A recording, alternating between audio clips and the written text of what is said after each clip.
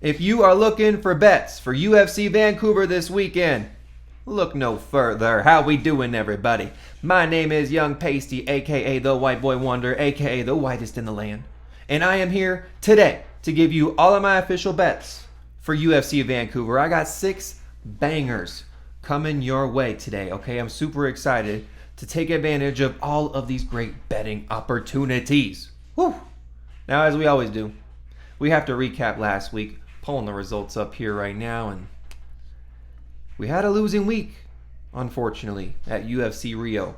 Minus 1.8555 units. Now, I told you guys, please check the pinned comment on the bets video and my Twitter because bets change, right? The Walter Walker Montel Jackson bet did not come through because Walter Walker, that fight didn't happen, right?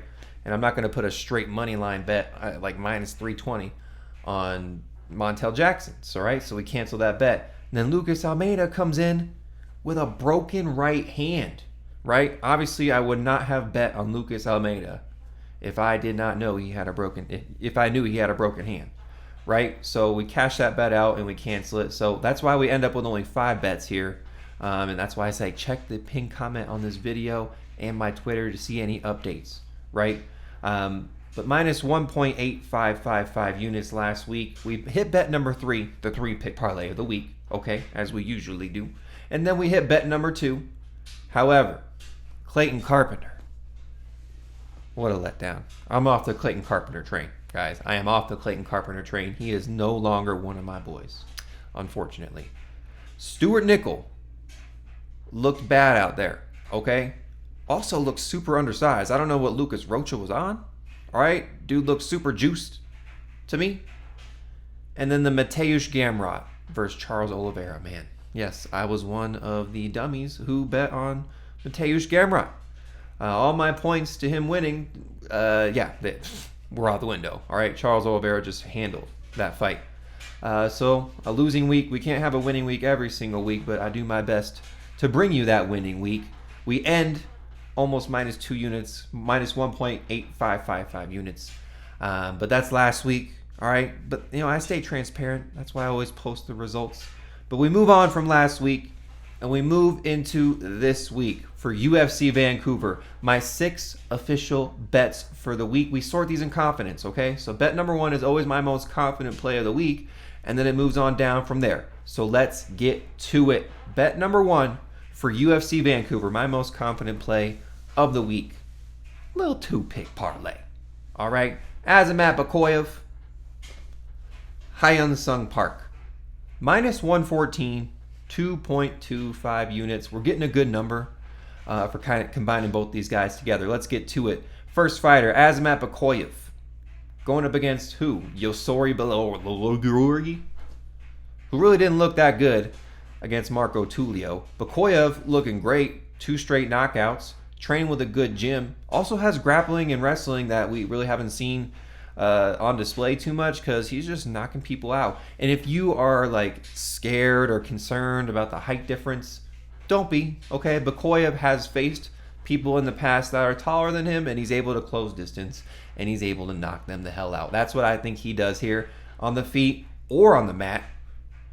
Yousri is really not like this amazing highlighted. Yes, he was a good kickboxer, but he wasn't some highlighted amazing kickboxer in the past, right? Yeah, he has length. Yeah, he has range, but Bekoev is on a roll, man. I am on the Bekoev train. All right, so he should win that fight, and I think he wins it by knockout. And then Hyun Sung Park going up against Bruno Silva. Guys, I think Bruno Silva's cooked at this point. Yes, I understand he's lost by KO to some high-level competition in these last few fights. Joshua Van, who's fighting for the title. Manel Kape, who is a highly ranked fighter. And let's be honest, man. He was losing that fight until he wasn't in that Cody Jourdain fight. He just caught him with a good punch. He was getting his butt whooped, okay? He was getting his butt whooped and turned the fight around. So respect to him from that. But let's be real here. Park has the better hands. Park is younger. Park has more power, for sure. And he ain't no slouch on the mat. You kidding me? This dude, Hyun Sung Park, can snatch a back quick. He's really good in the grappling. I'm not concerned about the striking coming through from Silva's side. I'm not concerned about all this UFC experience Silva has, right? His wins really aren't the best to me, right? Cody Jourdain's his best win, guys. And that was an old, aging Cody Jourdain on top of that. Hyun-Sung Park, the power, the hands, the boxing's crisp. And I'm not scared of the submission or grappling threat from Silva's side at all. So, 2 solid fighters to get it done for us. Azamat Bekoev, Hyun-Sung Park, minus 114. We're putting 2.25 units on it. That is bet number 1 in my most confident play of the week. Let's go. All right, moving on to bet number 2. Another little 2-pick parlay for you guys. We have the Rizzler, RDR, Reinier de Ritter, plus fight does not go the distance in the Frevola versus Nelson fight. Plus 114. We are putting 1.5 units on it. Let's go over each leg first. The Rizzler, RDR. I've doubted him in some spots and have looked stupid because he's 4-0 in the UFC, and I'm not doubting him here again. He's coming off a solid win versus Robert Whittaker, right? Yeah, I know it could have gone either way. Yeah, it could have been finished at some points on either side, but he still comes through with the win, right? Now I think he's getting an easier fight facing Brendan Allen. He was supposed to fight freaking Fluffy Anthony Hernandez in this fight, which probably would not have gone too well for him. So Brendan Allen, a much easier opponent, a much more winnable fight, in my opinion. And I think he's more physical. I think he has way more power than Brendan Allen. I think Brendan Allen may be like quicker with the hands, good striking. Like his striking has been looking really good lately. And the jiu-jitsu's nice. But RDR with the takedowns, RDR with the knees and the elbows, RDR in the clinch on the fence. I just think that he's going to get a knockout on the ground. I think he's going to get a ground and pound knockout in the 3rd or 4th after beating up Brendan Allen for a while. Brendan Allen may have a good first round, but after that, I think RDR's taking over.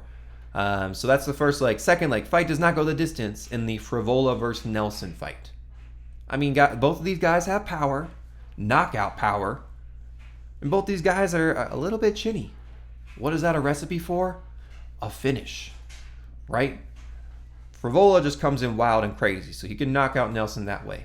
Nelson could catch Frevola coming in wild and hit him with a good shot. I mean, dude, Frevola's been knocked out bad. That last one from Ziem, oof, nasty knee to the face where he just fell straight to the floor. One of these guys are bound to get a finish, both coming off KO losses.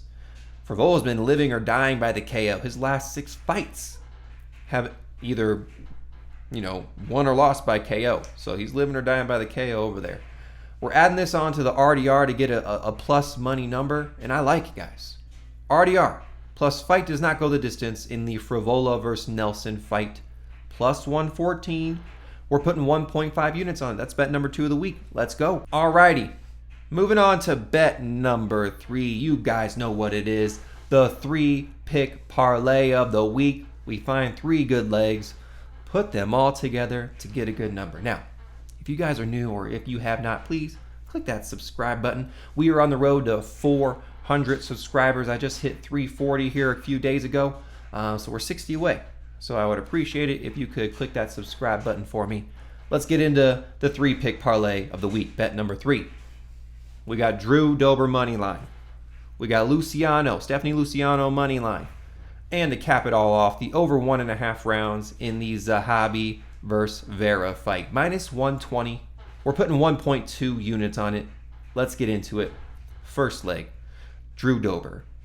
Oh, young pasty, why are you laying chalk on Drew Dober? You know why? Because he's facing Kyle Prepolec. The only reason this guy has a UFC contract is because BSD needed an opponent short notice. All right, so they're just fulfilling a contract at this point, and he's in Canada, so he doesn't have to travel too far.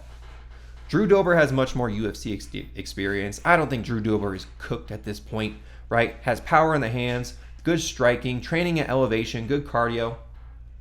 If Kyle Prepolec is so tough, right, because he didn't get his never been knocked out in his career, then Drew Dober should win it by decision, right? I just think he has way more skills, is way more experience, and is just overall the better fighter than Kyle Prepolec. Yes, he has a puncher's chance, but doesn't everybody? Next, Stephani Luciano going against Ravena Oliveira. This girl ain't good at all, guys. Come on now. She lost to Lisboa, got handled on the mat by Lisboa, won 1 round, and that was lucky because she got a good takedown. I don't see her taking down and controlling Luciano for 3 rounds. Luciano has the much better striking than Oliveira. She faced some pretty high-level grappler in Alencar, right, who she was able to fend off takedowns with and piece up for 3 rounds and look pretty dang good. I just don't see Oliveira winning. I just don't see the improvements or the strides that she's been making. She's a low-level fighter. Luciano a little bit younger, a little more momentum on her side, more technical, better overall. That's why I'm taking Luciano. And then lastly, over 1.5 rounds in the Zahabi versus Vera fight.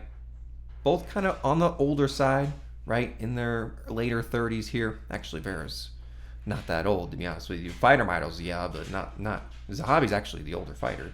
But they're both tough. They're both not chinny, right? Most of their fights do go to decision. Zahabi just coming off a decision win against Aldo. Went over 1.5 easy. Vera, you know him. He's tough. He's not going to get clipped or chinned in the first round. He's going to make it a fight to decision because he turns up in the later rounds. All I'm asking for is over 1.5 rounds. And that's not too much of an ask. If you guys want to knock the hell out of each other after the 7.5 minute mark in the fight, then go ahead. All right, but we only need over 1.5. Quick recap. Dober, Luciano, over 1.5 rounds in the Zahabi versus Vera fight. Minus 120. We're putting 1.2 units on it. That is the 3-pick parlay of the week. Let's go. All right, moving on to bet number 4. We're taking Cody Gibson money line, minus 138. We're putting 1.4 units on it. Yeah, we sniped the line, guys, a little bit because he's at like minus 170, minus 180. That's like the tippy top of where I would put a straight bet in. And this is my little promo, right? Okay, I got Patreon. Link is in the description. It's free. That's where I put all my bets out when I place them. That way you guys can get the odds when they're good because they usually sway in the opposite way, okay? We're usually ahead of the lines over here at Young Pacey's channel, okay? But anyway, Cody Gibson going up against Aoriqileng. Aoriqileng is not that good. I mean, now Cody Gibson ain't no title contender or really an elite fighter on his side either, right? But Aoriqileng's takedown defense is bad. Aoriqileng is pretty hittable and like just comes in kind of recklessly for his face to be hit. I think Cody Gibson is a long, rangy striker with submission upside, right? He can pick him apart from range for 3 rounds if he wanted to. I think he should use his grappling because Aoriqileng bad on the mat, man. And Cody Gibson's long arms and submission skills, I think he can either find a rear naked choke or maybe something with the arms. Arm bar or something. Arm triangle. A submission fucking up their arm, basically. That's what I'm saying. If Cody Gibson loses this fight, I will be off the Cody Gibson train forever and always. But I think he just has clear advantages in the grappling. I think he has clear advantages in the striking. He may be a little bit maybe a little bit slower with the hands, but at least he can, I think he, with the kicks and the range and how long he is, he can keep Aoriqileng away from him at distance and at bay if he chooses to. Also has some pretty decent work on the fence. I'm not a fan of Aoriqileng. Okay, I'm rolling with Cody Gibson. Minus 138. We're putting 1.4 units on it. That is bet number 4 of the week. Let's go. All right, moving on to bet number 5. We are taking Aieman Zahabi. Minus 125. We're putting 1.25 units on it. Look, guys, the UFC loves Zahabi. Okay, I don't think he should have won that last fight versus Jose Aldo, but say what you want to say. Okay, he's going up against Marlon Vera, who is a slow starter, low volume in the earlier rounds, and he's kind of a little bit inactive. Hasn't looked too good in the last 2 fights. That Figgy fight really was not too good of a look. The O'Malley fight, I mean, kind of got handed a title fight because O'Malley was picking and choosing his opponents. But Zahabi, hometown guy, he's from Canada. He puts out a lot of volume. I love the kicks, I love the striking, and I love the feints. So I just think he does more. I think he wins more minutes than Marlon Vera. Marlon Vera, he may have moments, a moment here or two in every single round, right? But those moments are not going to be enough to win him the round. I think Zahabi's just going to constant striking, constant volume, putting more out, doing more to win the fight. I think it goes distance. I think it goes all 3 rounds because Vera's dang tough. So is Zahabi. They're a little bit older, in their 30s. You know what I mean? And most of their fights go to decision. Zahabi just coming off a decision win.